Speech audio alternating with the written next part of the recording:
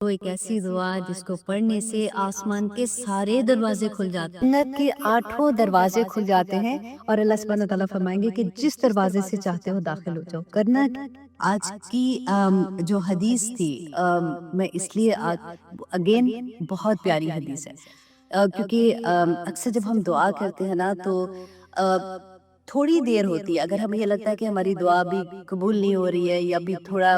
اللہ سبحانہ تعالیٰ کی طرف سے اس طرح سے آنسر نہیں آ رہا، تو ہم بے چین ہو جاتے ہیں۔ ہمیں لگتا ہے کہ شاید ہم جس وسیلے سے اللہ سبحانہ تعالیٰ کے جس صفات سے، جن ناموں کے ساتھ دعا کر رہے ہیں، جن کلمات کے ساتھ دعا کر رہے ہیں، کیونکہ دعا تو ہم نے یا تو ربنا سے کر رہے ہوتے ہیں یا پھر اللہم سے کر رہے ہوتے ہیں، تو ہم پھر کسی سے پوچھتے ہیں کہ یہ مسئلہ ہے تو اس کے لیے ہم کیا دعا کریں۔ تو میں یہ حدیث جب پہلی دفعہ بھی پڑھی تھی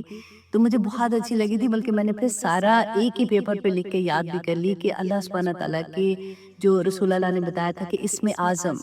کون سے ہیں جن کے تھرو، جن کی ساتھ اگر دعا مانگی جائے تو اللہ سبحانہ تعالیٰ دعا قبول کرتے ہیں۔ تو آج انشاءاللہ اسی کو دیکھیں گے، اور میں آپ سے یہ بھی کہوں گی کہ آپ لوگ پلیز پیپر پین لیجئے اور اس کو لکھیں، اور اگر ابھی نہیں لکھ سکتے، اگر آپ کے پاس پیپر پین نہیں ہے جلدی میں، تو آپ اس کو تھوڑا سا یاد کریں گے، آپ کو انشاءاللہ میں آج یاد کروا دیتی ہوں، آپ کو آسانی سے ہو جائے گی، ورنہ آپ دوبارہ سے بھی دیکھ کے تو پھر آپ اپنے لکھ سکتے ہیں۔ ورنہ میں اپنی وہ جو ٹیم ہے میں ان کو بھی کہہ دوں گی کہ وہ دوبارہ سے یہ جو میں بولوں گی کلمات وہ لکھ دیں، کیونکہ ہر ایک کو نہیں آتے ہیں تو پھر آسانی ہو جائے گی انشاءاللہ۔ جامع ترمذی کی حدیث ہے 3544 کہ رسول اللہ صلی اللہ علیہ وسلم ایک دن مسجد میں آئے تو دیکھا کہ ایک شخص نماز پڑھ رہا ہے۔ ڈیفینیٹلی وہ نفلی نماز ہوگی کیونکہ جماعت کے ساتھ تو نہیں ہو رہی تھی نا، تو نماز پڑھے، اور نماز پڑھنے کے بعد جب اس نے دعا کی ہے تو جو کلمات پڑھے، تو رسول اللہ صلی اللہ علیہ وسلم نے صحابہ وہاں پہ جو تھے مسجد میں ان کو کہا کہ کیا تم جانتے ہو کہ اس نے کن کلمات کے ساتھ دعا مانگی ہے اللہ سبحانہ تعالیٰ سے؟ تو صحابہ ہمیشہ یہ کہتے تھے کہ اللہ اور اس کے رسول بہتر جانتے ہیں۔ تو رسول اللہ صلی اللہ علیہ وسلم نے فرمایا کہ اس نے ان کلمات سے دعا مانگی ہے کہ اگر اس کے بعد جو بھی دعا مانگی جائے اللہ سبحانہ تعالیٰ اس کو قبول کرتے ہیں، اور جو بھی کوئی چیز مانگی جائے اللہ سبحانہ تعالیٰ اس کو عطا کر دیتے ہیں۔ اور وہ کلمات کیا تھے؟ اللہم لا الہ الا انت المنان، اے اللہ تیرے سوا کوئی معبود نہیں ہے اور بے شک تو ہی احسان کرنے والا ہے، بدیع السماوات والارض، اور تو ہی آسمان اور زمین کو پیدا کرنے والا ہے، یا ذا الجلال والاکرام، اے بزرگی والے اور کرم کرنے والے میری دعا کو قبول کر لے۔ ٹھیک ہے، یہ ورڈز جو ہیں یہ بہت آسان ہے آپ لوگوں کو آسانی سے، کیونکہ ہم اتنا زیادہ بولتے ہیں نا، جیسے لا الہ الا، یہ تو سب کو یاد ہے، تو لا الہ الا انت المنان، ٹھیک ہے۔ منان نام بھی پاکستان میں بہت کامن ہے تو ہمیں وہ بھی آتا ہے۔ تو اس کے بعد اگر آپ دیکھیں بدیع السماوات والارض، وہ بھی ہم لوگ اکثر بولتے ہیں، اور پھر اس کے بعد یا ذا الجلال والاکرام، تو پھر یہ بھی ہمیں آتا ہے۔ تو آپ لوگ یہ یاد کر لیں کہ اس طرح سے ہم لوگوں نے جب بھی دعا مانگنی ہے تو ہم نے کون سے ورڈز استعمال کرنے ہیں۔ اور اس کے بعد اچھا ایک اور حدیثوں میں دیکھ رہی تھی، کیونکہ تھوڑے سے ورڈز ڈیفرنٹ ہوتے ہیں، سوری آج میرا گلا تھوڑا سا ایسے کیونکہ الرجیز ہے، میں کوشش کروں گی کہ آہستہ آہستہ بولتی رہوں۔ اچھا ایک اور حدیث میں یہ تھا کہ وہ بھی بہت آسان ہے، اللہم لک الحمد، یہ بھی آپ لوگوں کو آتا ہے، اللہم لک الحمد لا الہ الا انت، کہ تیرے سوا کوئی معبود نہیں ہے، یا حنانو یا منان، یا بدیع السماوات والارض، یا ذا الجلال والاکرام، وہی سارے نام ہیں اللہ سبحانہ تعالیٰ کی صفات کے ساتھ جب ہم پکارتے ہیں، بس شروع میں اللہم لک الحمد لا الہ الا انت، اور پھر وہی تینوں نام آپ لوگوں نے یاد کرنے ہیں، اور اس کے ساتھ آپ دعا کریں گے تو رسول اللہ صلی اللہ علیہ وسلم کا وعدہ ہے کہ جو مانگیں گے اللہ سبحانہ تعالیٰ عطا کریں گے انشاءاللہ۔ اور دعا کرتے وقت اللہ سبحانہ تعالیٰ سے یہ بھی دعا کیجیے گا، یا پاک پروردگار میں نہیں جانتی کہ یہ کام جو میں آپ سے کہہ رہی ہوں، جو دعا میں مانگ رہی ہوں، میرے حق میں بہتر ہے کہ نہیں، یا پاک پروردگار میرے حق میں اس دعا کو بہتر کر کے قبول کر لے، تو انشاءاللہ اللہ سبحانہ تعالیٰ ہماری دعاؤں کو ضرور قبول کریں گے۔ اچھا جی ایک اور تھی جامع ترمذی میں اسم اعظم کی ہی حدیث ایک اور طرح سے بھی آتی ہے، 3478 اس کا نمبر ہے، میں اس لیے بتاتی ہوں کہ آپ لوگ خود بھی اس کو انشاءاللہ دیکھ سکتے ہیں۔ رسول اللہ صلی اللہ علیہ وسلم نے فرمایا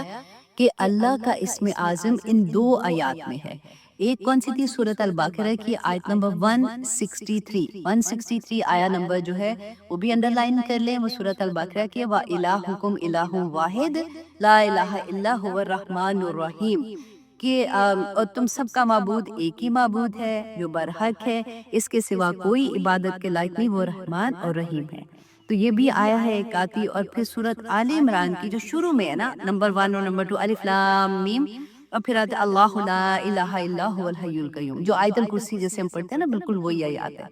تو ان دو میں بھی رسول اللہ صلی اللہ علیہ وسلم نے فرمایا تھا، اور ایک اور حدیث میں یہ تھا کہ رسول اللہ نے فرمایا کہ سورۃ البقرہ، اس کے علاوہ سورۃ آل عمران اور سورۃ طٰہٰ، یہ 3 صورتیں جو ہے ان میں اللہ کا اسم اعظم ہے۔ تو جعفر دمشقی جو ہے رحمہ اللہ علیہ کہتے ہیں کہ میں نے ان تینوں صورتوں کو غور کیا، ان کو دیکھا، تو مجھے یہ لگا کہ ان تینوں میں جو کامن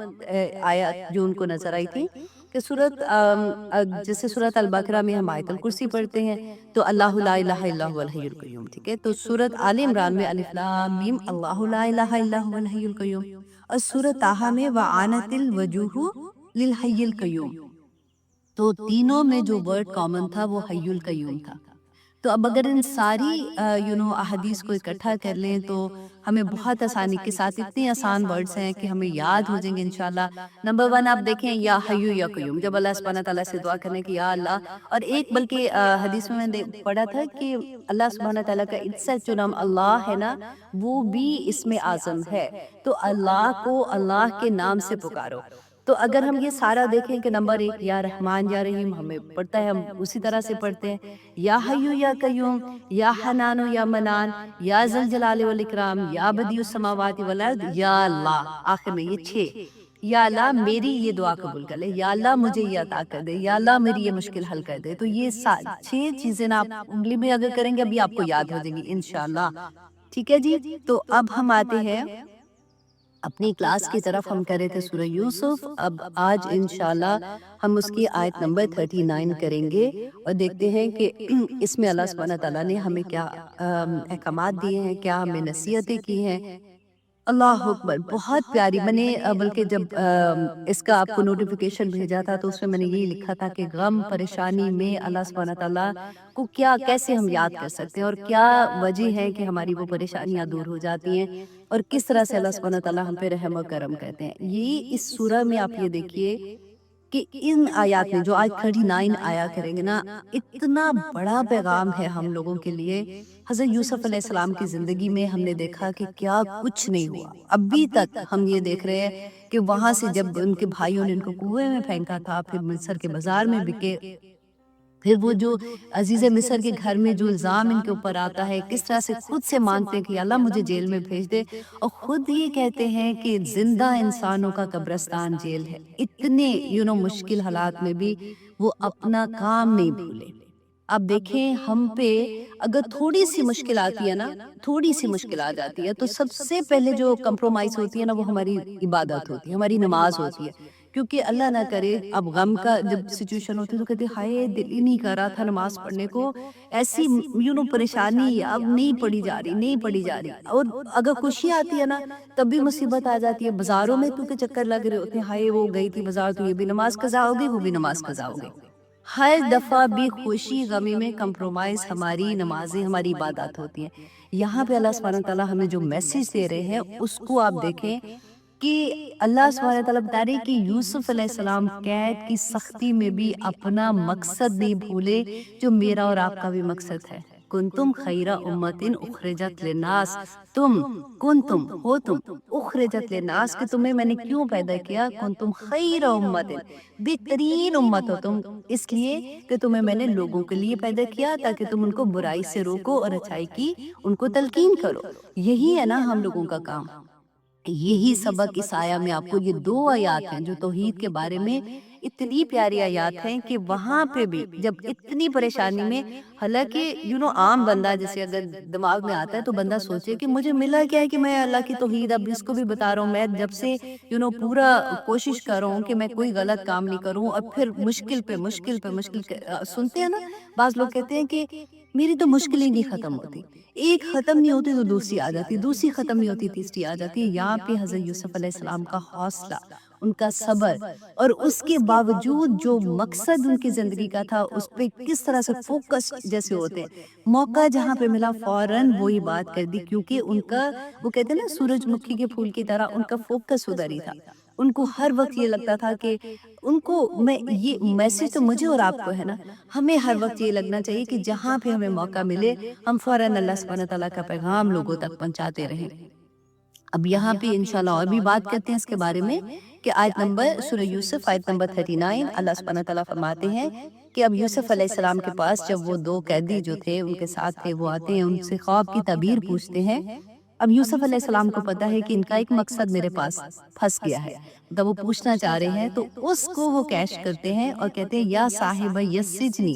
اے میرے دوستو قید خانے کے، ارباب متفرقون خیر، کیا ڈفرینٹ، کیا بہت زیادہ جو رب ہے متفرق علیحدہ علیحدہ جدا جدا جو رب ہیں وہ بہتر ہے، ام اللہ، یا پھر اللہ جو کہ الواحد القہار، کہ جو واحد ہے، جو اکیلا ہے اور جو زبردست ہے۔ یہ بات ہے کہ اس کو اسی وقت اس نے سب سے پہلے دیکھیں یہ نہیں کہا کہ تم جیسے ہمارا ہوتا ہے کہ سب سے پہلے ہائے نیل پالش لگا کے آ گئی ہو، تمہیں پتہ نہیں ہے کہ تم نے نماز پڑھنی ہے۔ ہم اصل بات چھوڑ کے چھوٹی چھوٹی باتوں پہ نا پہلے لوگوں کو بھگا دیں گے۔ اس نے جس نے جو مشکل سے کبھی مسجد میں آئی گیا ہے اس کو آپ نے یہ کہہ کے کہ دوپٹہ ٹھیک کرو، یہ سر میں ایک بال نظر آ رہا ہے تو 4 بال نظر آ رہے ہیں تو ایسے نہیں کرنا۔ اصل بات کیا ہے کہ جس کو اللہ سے محبت ہو جائے گی نا، جس کو توحید کی سمجھ آ جائے گی، اس کے لیے سارا کچھ ہی آسان ہو جاتا ہے۔ اس کے لیے پھر وہی بات ہوتی ہے نا، جیسے میں اکثر یہ بات کہتی ہوں کہ جب نئی نئی منگنی ہوتی ہے تو پھر بندہ بس اسی کے رنگ میں رنگ جاتا ہے کہ ان کو یہ پسند ہے، ان کو یہ پسند ہے، وہ یہ کھانے میں پسند کرتے ہیں، ان کو یہ کلر پسند ہے، وہ ایسے بیٹھنا پسند کرتے ہیں، تو ہم پوری کوشش کرتے ہیں کہ اسی رنگ میں رنگ جائے نا۔ تو بالکل وہی بات ہے کہ جس کو اللہ سے محبت ہو جائے گی نا، پھر اس کو یہ باتیں بتانے کی ضرورت نہیں، وہ خود بخود کوشش کرے گی کہ مجھے یہ بھی پتہ چلے کہ میرے اللہ کو کیا پسند ہے، مجھے یہ بھی پتہ چلے کہ میرے رب کو کیا پسند ہے۔ اب دیکھیے کہ مکہ میں جب اسلام آیا تھا، نیا نیا آیا تھا، تو سب سے پہلے کیا تھا؟ نمازیں تو ابھی تک فرض نہیں ہوئی تھی، نہ زکوٰۃ فرض ہوئی تھی، نہ حج فرض ہوا تھا، کچھ بھی نہیں تھا۔ بیسیکلی کیا تھا کہ پورے 13 سال رسول اللہ صلی اللہ علیہ وسلم نے سب جو بھی صحابہ تھے نا ان میں توحید کو کوٹ کوٹ کر بھر دیا تھا۔ ایک ہی بات، آپ پوری مکی دور کی صورتیں نکال کے دیکھیں، توحید پہ، رسول اللہ صلی اللہ علیہ وسلم کی اتباع پہ اور آخرت، یہ 3 چیزوں پہ کام تھا۔ تبھی تو صحابہ کا یہ حال تھا کہ ان کو، اب دیکھیں حضرت حباب رضی اللہ عنہ کا میں واقعہ پڑھی تھی، اللہ اکبر، کہ ان کو وہ سفر میں جا رہے تھے تو مسلمہ کذاب کے ہاتھ لگ گئے۔ اب اس نے کیا کیا، اس کو پتا تھا یہ صحابی رسول ہے، اس نے کہا کہ تم مجھے رسول مانو، کیونکہ آپ دیکھیں اس زمانے میں رسول اللہ کے زمانے میں یہ مسلمہ کذاب جو تھا اس نے دعویٰ کر دیا کہ وہ نبی ہے، ٹھیک ہے، اور اس کے علاوہ ایک عورت نے بھی دعویٰ کیا تھا۔ تو رسول اللہ صلی اللہ علیہ وسلم نے اپنی زندگی میں اس کے اگینسٹ فوج بھی بھیجی تھی، لیکن کیونکہ رسول اللہ کا وصال ہو گیا تھا تو وہ نہیں جا سکے تھے، تو اس کے بعد حضرت ابوبکر صدیق کے زمانے میں پھر اس کو قتل کیا گیا تھا۔ لیکن آپ دیکھیں کہ رسول اللہ کے زمانے میں بھی یہ فتنے تھے۔ رسول اللہ صلی اللہ علیہ وسلم نے فرمایا تھا کہ جنت کے 8 دروازے کھل جاتے ہیں اور اللہ سبحانہ تعالیٰ فرمائیں گے کہ جس دروازے سے چاہتے ہو داخل ہو جاؤ۔ کرنا کیا ہے کہ آپ کو وضو کرنے کے بعد آپ ہمیشہ دعا پڑھتے ہیں نا، اشہد لا الہ الا اللہ وحدہ لا شریک لہ واشہد ان محمدا عبدہ ورسولہ، اور ساتھ اس کی چھوٹی سی دعا ہے اللہم اجعلنی من التوابین واجعلنی من المتطہرین، اور اس دعا کے پڑھنے سے اللہ سبحانہ تعالیٰ جنت کے 8 دروازے کھول دیں گے کہ جس دروازے سے چاہتے ہو داخل ہو جاؤ۔ پھر رسول اللہ صلی اللہ علیہ وسلم نے فرمایا کہ معاذ میں تجھے ابواب الخیر نہ بتاؤں؟ ابواب الخیر مینس کہ خیر کے دروازے، ہم کہتے ہیں نا کہ برکتیں نازل ہوں، یا اللہ اولاد میں برکت، یا اللہ کاروبار میں برکت، یا اللہ صحت میں برکت، یا اللہ زندگی میں برکت، ہر چیز میں تو ہمیں برکت چاہیے ہوتی ہے نا۔ تو رسول اللہ صلی اللہ علیہ وسلم نے فرمایا کہ میں تمہیں ابواب الخیر بتاتا ہوں، اور وہ کیا تھے؟ نمبر 1 کہ روزہ ڈھال ہے، یہ نفلی روزوں کی بات ہو رہی ہے، فرض تو ہم کرتے ہیں نا، کہ روزہ ڈھال ہے۔ ڈھال کیا ہوتا ہے کہ آپ کو مطلب سامنے سے دشمن کا وار آیا، پریشانی آئی، مشکل آئی، کوئی بھی چیز آئی تو ڈھال کی طرح تمہیں سنبھال لیتا ہے۔ نمبر 2 کہ صدقہ گناہوں کو ایسے مٹا دیتا ہے جیسے پانی آگ کو بجھا دیتا ہے۔ صدقہ دیا کرو۔ نمبر 3 یہ کہ پھر رسول اللہ صلی اللہ علیہ وسلم نے سورہ سجدہ کی یہ آیت پڑھی، تتجافا جنوبہم عن المضاجع یدعون ربہم خوفا وطمعا۔ ایک بہت پیاری حدیث صحیح بخاری کی حدیث ہے 2770، جسے سعد بن عبادہ رضی اللہ عنہ بیان کرتے ہیں کہ رسول اللہ صلی اللہ علیہ وسلم نے جب صدقے کے بارے میں فرمایا تو میں نے پوچھا کہ یا رسول اللہ اگر میں اپنی ماں کے لیے صدقہ دوں تو کیا ان کو اس کا اجر ملے گا؟ رسول اللہ صلی اللہ علیہ وسلم نے فرمایا کہ ہاں۔ تو حضرت سعد بن عبادہ رضی اللہ عنہ بیان کرتے ہیں کہ میں نے کہا کہ یا رسول اللہ میں آپ کو گواہ بنا کر کہتا ہوں کہ میرا وہ بال جو میووں سے بھرا ہوا ہے وہ میں اپنی ماں کے نام صدقہ کرتا ہوں۔ سبحان اللہ، اولاد تو ماں باپ کے لیے صدقہ جاریہ ہوتی ہے نا۔ اب سوچیں کہ مرنے کے بعد تو عمل بند ہو جاتے ہیں اور اس وقت غائب کے سارے پردے اٹھ جاتے ہیں، اور اس وقت اگر ہمیں کوئی اتنا پیارا تحفہ بھیجے جس کا اجر اتنا زیادہ اللہ سبحانہ تعالیٰ کی طرف سے ہمیں ملے تو کیا حال ہوگا۔ اللہ سبحانہ تعالیٰ ہم میں سے ہر اولاد کو اپنے ماں باپ کے لیے صدقہ جاریہ بنائے، آمین ثم آمین۔ نہیں، اگر آپ تجوید سیکھ رہے ہیں تو آپ ان کو پہلا قاعدہ تو آپ پڑھا سکتے ہیں نا، کیونکہ آپ لوگوں کا ختم ہو گیا، اور قاعدہ جس کو آ جاتا ہے اس کی باقی کی تجوید بھی ٹھیک ہو جاتی ہے۔ تو اللہ سبحانہ تعالیٰ ہمیں توفیق عطا کرے کہ ہم سب کسی نہ کسی لیول پہ ٹیچرز بنے، اور کچھ نہیں تو اپنے بچوں کے ٹیچرز بن جائیں گے تو اللہ الحمدللہ ثم الحمدللہ اللہ سبحانہ تعالیٰ ہماری وہ خواہش بھی پوری کر دیں گے۔ میں ہمیشہ یہ بات کہتی ہوں نا آپ سے کہ مجھے میری پوری زندگی میں کبھی شوق نہیں تھا ٹیچر بننے کا، واللہ کبھی نہیں شوق نہیں تھا، لیکن الحمدللہ آج اللہ سبحانہ تعالیٰ نے، وہ کہتے ہیں نا کہ اسی پہ آزمائش پڑ جاتی ہے بندے کی، جس میں کہتا ہے میں نے یہ نہیں بنا، تو اب بھی زندگی میں سوائے اس کے اور کچھ فرائی نہیں ہے کہ سارا وقت مجھے ہوتا ہے اچھا میں نے یہ پڑھانا ہے، یہ ریکارڈ کرنا ہے، یہ بھیجنا ہے، یہ ایسے کرنا ہے۔ اللہ سبحانہ تعالیٰ جی قبول کرے، آپ لوگ بھی اسی طرح سے بس کرتے رہیں، کہیں نہ کہیں اچھا میسج اب جو قرآن کے آیا آپ کے دل کو لگتی ہے، جو جس پہ آپ تدبر کرتے ہیں نا، چھوٹا سا ریکارڈ کر کے اپنے فیملی میں بھیج دیا کریں، تو اللہ سبحانہ تعالیٰ انشاءاللہ قبول کریں گے، آمین ثم آمین۔ بہت پیاری حدیث تھی، اس لیے کہ ایسی احادیث جو ہوتی ہیں نا وہ ہمیں موٹیویٹ کرتی ہیں ہماری ڈے بائی ڈے زندگی میں، کیونکہ ہم نے بہت دفعہ پڑھ لیا ہے، اسٹوڈنٹ آف نالج ہے تو ہمیں یہ پتہ ہے اس بات کا کہ دعاؤں کے راستے میں کیا چیزیں حائل ہو جاتی ہیں، ہمارے گناہ، رائٹ، پھر اللہ سبحانہ تعالیٰ کی طرف سے تو مغفرت کی امید ہے ہم لوگوں کو، لیکن کئی دفعہ ہوتا ہے کہ گناہ کرنے کے بعد پتہ بھی نہیں چل رہا ہوتا، اور پھر جب تک توبہ نہیں کر رہے ہوتے تو اس سے پہلے جو دعائیں مانگ رہے ہوتے ہیں تو وہ بھی اس طرح سے قبول نہیں ہوتی ہیں، اور جب احساس ہوتا ہے تو پھر اتنی تکلیف ہوتی ہے جس کی کوئی حد نہیں۔ تو اس لیے میں نے سوچا کہ اس اسمال ریمائنڈر، لیکن پھر سے کرتے ہیں کیونکہ بہت دفعہ ہم نے اس کے بارے میں بات کی ہے کہ مسند احمد کی حدیث ہے 9875، سیدنا ابو برزہ اسلمی رضی اللہ عنہ بیان کرتے ہیں کہ رسول اللہ صلی اللہ علیہ وسلم نے تھوڑی نا بلند آواز سے اونچی آواز کر کے بات کی کہ یہاں تک کہ عورتوں تک بھی وہ آواز چلی گئی، کہ مطلب رسول اللہ چاہتے تھے کہ عورتیں بھی اس بات کو سنیں، اور رسول اللہ نے فرمایا کہ اے لوگو جو زبان سے ایمان لائے ہو اور ابھی تک ایمان دل میں داخل نہیں ہوا۔ اب دیکھیں اس سے یہ بات ہم قرآن پاک میں بھی پڑھتے ہیں، اللہ سبحانہ تعالیٰ نے فرمایا تھا لوگو ابھی تک تو تم صرف اپنی زبان سے اسلام لے کے آئے ہو، ابھی تمہارے عمل اس قابل نہیں ہوئے، ایمان ابھی دل میں نہیں داخل ہوا نا، یہی بات ہوتی ہے۔ تو رسول اللہ صلی اللہ علیہ وسلم نے بھی ایگزیکٹلی وہی بات کہی اور کہا کہ تم مسلمانوں کی غیبت نہ کیا کرو، ان کے پردے والے امور کی ٹو میں نہ لگا کرو، جو ان کے مصائب کی تلاش میں لگا رہتا ہے اللہ اس کے عیب کی تلاش میں لگ جاتا ہے۔ دیکھیے کتنی بڑی بات ہے، کبھی بھی آپ یہ سوچیں کہ غیبت سن لینا، ایون کرے یا سنیں، فوراً دل میں یہ خیال لایا کرے، پریکٹس کر لے کہ اللہ میرے عیب کی تلاش میں لگ گیا ہے۔ اور پھر رسول اللہ نے فرمایا اللہ جس کے عیب کی جستجو میں پڑ جاتا ہے اسے اس کے گھر میں رسوا کر دیتا ہے۔ اللہ اکبر، یہ میں کہتی ہوں سونے کے پانی سے لکھنا چاہیے تاکہ ہم بار بار بھول جاتے ہیں کہ جس کی ٹو میں پھر اللہ سبحانہ تعالیٰ لگ جائے اس کو اس کے گھر میں رسوا کر دیتے ہیں۔ اب دیکھیے کہ کئی دفعہ ایسا ہوتا ہے نا کہ ہمیں لگتا ہے کہ پھر ہم بات کیا کریں، وہ گھبراہٹ ہوتی ہے جب ہم ایسی والی چیزیں سنتے ہیں۔ تو ایک بات یاد رکھیے گا کہ غیبت کیا ہوتی ہے، جب ہم کسی کا نام لے کے، کسی کا اشارہ کر کے یا لکھنا بھی، مطلب لکھ کے بھی آپ کسی کو بتاتے ہیں یا کسی کا نام لے کے کرتے ہیں نا، وہ بھی غیبت میں شامل ہوتا ہے۔ جب آپ نام لیے بغیر بات کرتے ہیں تو وہ غیبت میں نہیں آئے گی۔ اتنی بڑی بات ہے نا، اس سکون مل جاتا ہے کہ اچھا ٹھیک ہے، اتنی بری عادت پڑ گئی ہے، چلو ٹھیک ہے اب میں نے نام لے کے نہیں بات کرنی، تو یہ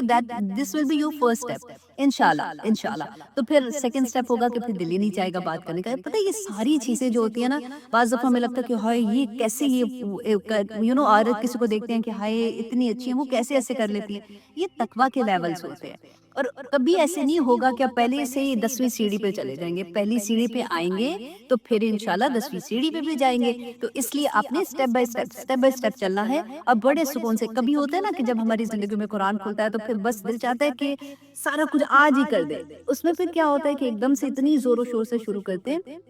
اور پھر کئی دفعہ اتنی زور و شور سے چھوڑ بھی دیتے ہیں. اب دیکھیے جیسے ہم سڑک پہ جا رہے ہیں، اب دیکھیں 3-4 لائن ہے نا، تو اب گاڑی اس لائن میں چلا رہے ہیں، ادھر ایگزٹ لینا ہے. اب ہم چل رہے ہیں نا زندگی میں، اب ایگزٹ لینا ہے ہم نے کہ ہم نے تو اب اللہ کے راستے پہ چلنا ہے. تو اگر یہاں سے آپ ایک دم سے یوں جائیں گے نا تو خود بھی مریں گے اور دوسروں کو بھی ماریں گے. لیکن اگر آپ آرام سے پہلے انڈیکیٹر دیتے ہیں، پھر آپ اس لائن میں، پھر اس لائن میں، پھر آپ ایگزٹ لیتے ہیں نا، تو آپ بہت سکون سے دوسرے بھی آپ کے راستے میں پھر انشاءاللہ چل پڑیں گے اور یہ آسانی کے ساتھ کرنے والی. تو اس لیے کبھی بھی اپنے آپ کو نا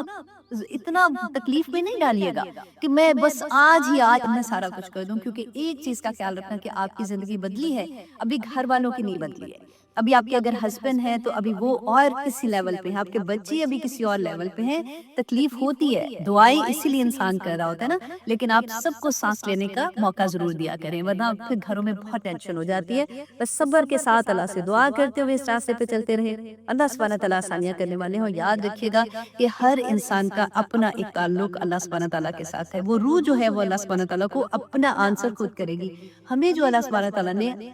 ایز اے مدر ہماری ذمہ داری دی تھی، اگر ہم نے اس وقت وہ پوری نہیں اس طرح سے کی اور جب احساس ہو گیا تو پھر اللہ سبحانہ تعالیٰ سے معافی بھی مانگتے ہیں، اللہ سبحانہ تعالیٰ سے دعائیں بھی کرتے ہیں. تو اللہ سبحانہ تعالیٰ انشاءاللہ ہماری دعائیں قبول بھی کریں گے. اور ہمیں زندگی میں دعا کیا کریں کہ یا پاک پروردگار ہمیں اپنی زندگی میں اپنے یہ جو ہم دعائیں کریں نا اس کا پھل ہمیں زندگی میں دکھا دے. بعض دفعہ ہوتا ہے کہ مائیں چلی جاتی ہیں، بعد میں جب بچے چینج ہوتے ہیں، مجھے پتا ہے میری امی کتنا زیادہ کیا کیا چیزیں نہیں کہا کرتی تھی، لیکن میں نے ایکچولی جب حجاب لیا تھا تو میری امی اس وقت اس دنیا میں نہیں تھی. اور آنیسٹلی میں اتنا مجھے احساس اس بات کا ہوتا تھا کہ اگر میری امی مجھے اس طرح سے دیکھ لیتی، I cannot even imagine کہ ان کی خوشی کی کیا انتہا ہوتی. ان کو لگتا ہے کہ وہ انہوں نے پتہ نہیں پوری دنیا فتح کر لیا. الحمدللہ اللہ سبحانہ تعالیٰ ان کو ضرور میسج وہاں پہ پہنچاتے ہوں گے، ہماری نیکیاں ان کے آگے آتی ہوں گی انشاءاللہ. لیکن میں آپ لوگوں سے یہ کہوں گی اگر آپ کے ماں باپ زندہ ہیں اور اگر ان کی چاہت ہے نا تو ان کی زندگی میں کر لو جو وہ چاہتے ہیں نا، نیکی والی چیزیں کر لو تاکہ وہ خوش ہو جائیں گے اور آپ کو کبھی بھی ایسا احساس پھر نہیں ہوگا. لیکن یہ تو زندگی میں چلتی رہنے والی چیزیں ہیں. تو آئیے جناب ہم اپنی کلاس کا آغاز کرتے ہیں. آج انشاءاللہ جی 13ویں سورت کریں گے، سورت رعد. اللہ اکبر. اچھا جی، سورہ یوسف ہم نے ختم کر لیا. اتنی خوبصورت سورت تھی، اتنی خوبصورت. اس میں اللہ سبحانہ تعالیٰ کی طرف سے ہمیں عبرت جیسی ہوتی ہے نا، سبق تھے. اللہ سبحانہ تعالیٰ ہمیں ان پہ چلنے کی بھی توفیق عطا کرے، آمین ثم آمین. اور سورہ رعد جو ہے نا، یہ سورہ جو ہے یہ ایک فرشتہ ہے جو ان کو بادلوں کو ہانکتے ہیں، اس کا بھی نام ہے. لیکن یہ اسی سورہ کی آیت نمبر 13 میں اس کا ذکر آیا. بہت پیاری آیا ہے، 13 نمبر کی آیا. تو اس میں ہم جا کے انشاءاللہ اس کو ڈیٹیل سے دیکھیں گے. 13 نمبر کی صورت ہے اور 13 نمبر کی آیا میں اس کا ذکر بھی ہے. اس میں بادلوں کی گرج جو چمک جو ہوتی ہے نا، جو جیسے ہم ڈر جاتے ہیں جیسے، اس کو بھی رات کہتے ہیں. تو اس سے آپ اندازہ لگا لیجئے کہ سورت میں اللہ سبحانہ تعالیٰ کیسے ہمیں احکامات دیں گے، گرج کے ساتھ، چمک کے ساتھ. اور تاکہ اللہ سبحانہ تعالیٰ کیا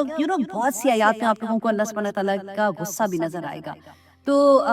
دیکھتے ہیں اب اللہ سبحانہ تعالیٰ نے ہمارے لیے اس میں کیا خیر رکھی ہے. اعوذ باللہ من الشیطان الرجیم، بسم اللہ الرحمن الرحیم. الف لام میم را، یہ حروف مقطعات ہیں. اچھا اب دیکھیے بعض لوگوں نے اس کے بارے میں یہ بھی کیا ہوا ہے کہ وہ لگا کے نا گھر میں وہ لکھ کے وہ لگا دیتے ہیں تختی سی بنا کے، اور ان کو لگتا ہے کہ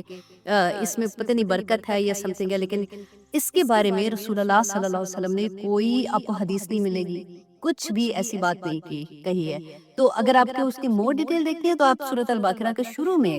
میں نے اس کی ڈیٹیل وہاں پہ بیان کی ہے، تو آپ وہاں پہ اس کو دیکھ سکتے ہیں. تو ہم اس کو اسی طرح سے رکھتے ہیں کہ اللہ سبحانہ تعالیٰ نے جو اللہ کو پتہ ہے اور رسول اللہ صلی اللہ علیہ وسلم کو پتہ ہے کہ اس کے کیا میننگ تھے، ہم اس کو اسی طرح سے رکھیں گے. اب آگے دیکھیں اللہ سبحانہ تعالیٰ فرماتے ہیں تلک آیات الکتاب، یہ آیات ہیں، یہ نشانیاں ہیں الکتاب. الکتاب اس میں کس کو کہہ رہی ہے؟ قرآن پاک کی. یہ اس سورہ بھی ہو سکتی ہے اور اس کا مطلب اس قرآن پاک کی آیات ہے. والذی، اور جو کچھ انزل الیک من ربک، جو کچھ نازل کیا گیا تیرے رب کی طرف سے، الحق، تو وہ حق ہے. وہ سچ ہے۔ اب دیکھیے پہلے ہم نے سورہ یوسف جو پڑھی تھی نا، اس کی آخری آیا ذرا یاد کریں، ہم نے پڑھا تھا ماں کانا حدیثاً یفترا، کہ نہیں ہے یہ قرآن جس کو خود سے گھڑ لیا گیا ہے۔ اب اس سورہ میں اللہ سبحانہ تعالیٰ اسی کا جواب دیں گے۔ اب دیکھیں جب میں یہ پڑھ رہی تھی نا، آنیسٹلی میں سوچ رہی تھی کہ کہاں اللہ سبحانہ تعالیٰ کی ذات اور کہاں ہم اللہ کے غلام، اور اللہ سبحانہ تعالیٰ کہتے ہیں نا کہ ایک کے بعد دوسری، دوسرے کے بعد تیسری، ایک ایک نشانیاں ایک ایک جگہ پہ ہمیں بتا رہے ہیں کہ دیکھو اللہ سبحانہ تعالیٰ کس طرح سے واحد ہے، لا شریک ہے، اللہ کا کوئی شریک نہیں ہے۔ اتنی اللہ سبحانہ تعالیٰ پہ پیار آتا ہے کہ یا پاک پروردگار کس طرح سے آپ ہمیں بار بار تھامتے ہیں کہ دیکھو شرک نہ کرنا، یہ ظلم ہے، یہ بہت بڑا ظلم ہے، دیکھو کس طرح سے تم بچو گے، دیکھو تم کائنات کو دیکھو، تم غور کرو، اللہ سبحانہ تعالیٰ کی نشانیوں کو دیکھو۔ مشرکین مکہ جو تھے نا، وہ اللہ کو مانتے تھے، ہم بھی مانتے ہیں، وہ بھی مانتے تھے، صرف فرق یہ تھا کہ وہ اللہ سبحانہ تعالیٰ کے ساتھ ان کی صفات میں دوسروں کو شریک کرتے تھے۔ ان کا یہ کہنا تھا، وہ جو بت بناتے تھے ان کا یہ سوچ ہی ہوتی تھی کہ یہ اللہ کے وہ بندے ہیں جو نیک بندے ہیں، یہ اللہ سے ہمارے لیے مانگیں گے۔ اب وہ وفات ہو چکے ہیں، اس دنیا میں نہیں ہے، زندہ لوگوں سے دعا کروا سکتے ہیں، آپ ہر ایک کو کہہ سکتے ہیں کہ ہمارے لیے دعا کریں، لیکن جو اس دنیا سے چلے گئے ہیں ان سے آپ دعا اس نہیں کہہ سکتے نا۔ یہی بات، یہ میں اس لیے اتنا رک رک کے کہہ رہی ہوں کہ پورے اس سورت کے شروع میں آپ دیکھیں گے اللہ سبحانہ تعالیٰ کس طرح سے توحید کے اگزامپل دیتے ہیں کہ تم کس طرح سے دوسروں کے ساتھ مطلب دوسرے وہ جو اللہ کی مخلوق ہے ان سے مانگتے ہو۔ آج ہم دیکھیں کہ جو لوگ شرک میں مبتلا ہیں، وہ اپنے آپ کو تو یہ نہیں کہتے کہ ہم شرک کر رہے ہیں، کیونکہ وہ قبروں پہ اگر جا کے کہیں گے کہ یہاں پہ جاؤ گے تو یہ منت مانگو گے تو تمہیں اولاد مل جائے گی، وہاں پہ جا کے تم یہ کرو گے تو تمہیں نوکری مل جائے گی، وہاں پہ جاؤ گے تو یہ کرو گے تو خاوند جو ہے وہ تمہارے وہ کیا کہتے ہیں پیچھے لگ جائے گا، یا جو بھی اس طرح کی چیزیں ہوتی ہیں۔ تو اللہ سبحانہ تعالیٰ نے کسی کو یہ اختیار نہیں دیے ہوئے، بس یہ سمجھ آ جاتی ہے نا تو زندگی بہت پیاری ہو جاتی ہے، کیونکہ ہم کیا کہتے ہیں ایسی عیارتنا ہم یوں کر کے گزارتے ہیں۔ مشرکین مکہ کو کہا تھا، ہم الحمدللہ ہم تو نہیں ایسے، تو ہمیں یہ نہیں پتا ہوتا کہ وہ لوگ جو تھے وہ بھی اللہ کو مانتے تھے، وہ جو چیزیں کرے اب ڈفرینٹ رنگ میں ہم لوگ وہی کر رہے ہوتے ہیں۔ رسول اللہ صلی اللہ علیہ وسلم نے فرمایا تھا کہ قیامت کے بعد ایسا ہوگا کہ لوگ جو اللہ کی حرام کردہ چیزیں ہیں نا اس کا لیبل چینج ہو جائے گا، لیبل چینج کر کے اس کو حلال کر دیں گے۔ یہ میں اپنے لفظوں میں بتا رہی ہوں، مطلب ان کا یہ تھا کہ کس طرح سے لوگ اس کی حیت چینج کر دیں گے اور یہ کہیں گے کہ یہ حلال ہے اور لوگ اس کے دھوکے میں آ جائیں گے۔ اللہ اکبر، اللہ سبحانہ تعالیٰ ہم سب پہ اپنا رحم کرے۔ اور دوسرا، بعض لوگوں نے اس آیات سے یہ جو ہے نا کہ والذی انزل الیک من ربک الحق، کہ جو کچھ نازل کیا گیا آپ کی طرف، آپ کے رب کی طرف سے وہ حق ہے، تو انہوں نے یہ کہا کہ سوائے وہ جو اللہ کی طرف سے نازل ہو قرآن پاک ہے، اس کے علاوہ پھر کوئی حق بات نہیں ہے۔ مطلب وہ جو اجتہاد تھا نا اس کا انہوں نے انکار کر دیا، انہوں نے کہا کہ نہیں، جو وہ تو اللہ کی طرف سے نہیں ہے، لیکن وہ یہ بھول گئے کہ قرآن میں اللہ سبحانہ تعالیٰ نے اجتہاد کرنے کا حکم دیا ہے، کیونکہ رسول اللہ صلی اللہ علیہ وسلم کی ایک حدیث آتی ہے کہ حضرت زید جو تھے ان کو یمن میں بھیجا تھا، تو رسول اللہ صلی اللہ علیہ وسلم نے ان سے پوچھا کہ زید جب تمہیں وہاں پہ کوئی مسئلہ آئے گا تو تم اس کو کیسے حل کرو گے؟ تو انہوں نے کہا کہ میں قرآن سے دیکھوں گا کہ اللہ سبحانہ تعالیٰ نے اس کے بارے میں کیا احکامات دیے ہیں۔ تو رسول اللہ نے پوچھا کہ اگر قرآن میں اس مسئلے کا حل نہیں ہے تو پھر کیا کرو گے؟ تو زید رضی اللہ عنہ نے کہا کہ پھر میں رسول اللہ کی سنت سے دیکھوں گا، رسول اللہ کی جو جیسے ہمارے پاس وہ حدیث ہے نا میں اس میں سے دیکھوں گا۔ انہوں نے فرمایا کہ اگر آپ تمہیں اس میں سے بھی نہیں ملے گا تو انہوں نے کہا کہ پھر میں ان دونوں قرآن اور سنت کے علم کو حاصل کر کے دیکھوں گا اس سے کلوزسٹ کیا چیز ہے، تو پھر میں خود اجتہاد کروں گا، اپنی رائے دوں گا اس کے اوپر، مطلب اپنی پرسنل رائے نہیں، قرآن اور سنت سے۔ تو رسول اللہ صلی اللہ علیہ وسلم خوش ہو گئے اور انہوں نے فرمایا کہ زید تم نے بالکل ٹھیک کیا ہے۔ اور یہی بات تھی کہ جو رسول اللہ نے ہمیں بتایا تھا، صحابہ نے پوچھا تھا کہ ہم اگر آپ کے بعد کبھی کوئی ایسا مسئلہ ہو جاتا ہے جو نہ قرآن میں ہوگا نہ سنت میں ہوگا، تو آج کل کے دور میں دیکھیے کتنی چیزیں ایسی ہوتی ہیں کہ ہمیں دیکھنا ہوتا ہے کہ کیا اللہ سبحانہ تعالیٰ نے اس کی اجازت دی ہے، ہم کیسے یہ کر سکتے ہیں۔ تو رسول اللہ صلی اللہ علیہ وسلم نے فرمایا تھا کہ جو اجتہاد کرتا ہے نا، اب دیکھیے کہ اتنی بڑی بات ہے یہ، اگر ہمیں سمجھ آ جائے نا تو یہ جو فرقے بن جاتے ہیں نا اور لڑائیاں ہو جاتی ہیں وہ ختم ہو جائیں۔ رسول اللہ نے فرمایا تھا کہ جو اجتہاد کرے گا، اگر فار ایگزامپل اس میں کوئی غلطی ہو جاتی ہے، ٹھیک ہے، ہم انسان ہیں، بشر ہیں، تو اس کو ایک گناہ اس کا ثواب ملے گا، اور اگر اس کا اجتہاد بالکل ٹھیک ہوتا ہے تو اس کو دگنا ثواب ملے گا۔